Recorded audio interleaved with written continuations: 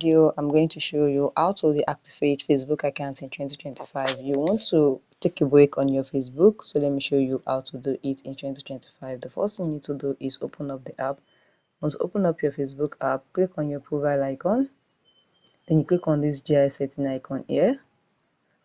Once you click on it, click on account center. Now here, scroll down, you're going to see personal details. Click on it. Then you scroll down, you see account ownership and control. Click on it. Then you have said the activation or deletion. Click on the activation. Now choose the account you want to deactivate. I'm going to choose my Facebook. Now look at it.